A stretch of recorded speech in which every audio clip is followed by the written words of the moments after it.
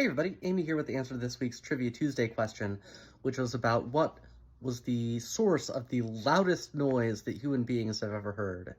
A lot of great answers came in on this. A lot of, very great, intentionally incorrect answers, especially on Thread. I think people had a lot of fun with this. That was really fun to see. But the actual answer, which many people did get, was the volcanic eruption at Krakatoa. On August 27th, 1883, at 10:02 a.m., was the loudest sound that anybody has ever heard.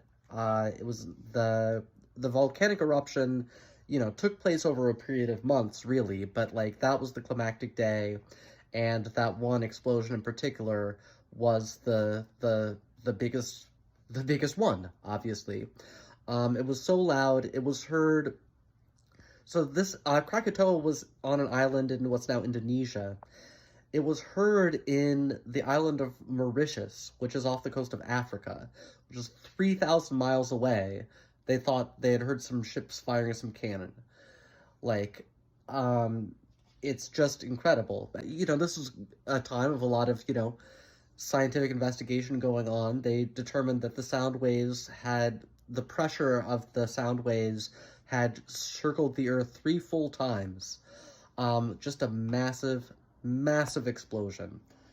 And obviously a horrible disaster, and a lot of people died from the explosion and tsunamis involved, and, I feel like it was long enough ago that I can sort of trivialize it, and also because, it's a weird thing to say, but I have a fond association with the explosion of Krakatoa, because a book that I really loved as a kid, and as many others did, I suppose, because it did win the Newbery Medal in 1947, is The 21 Balloons.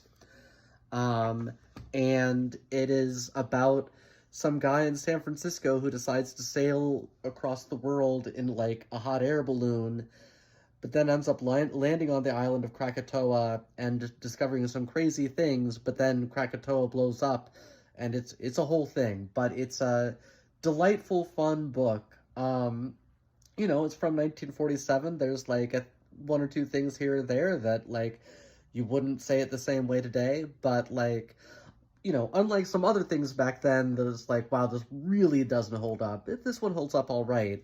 And apart from that, it's just so much fun. So that's also a fun book I recommend you read. And don't stand near a volcano. Bye.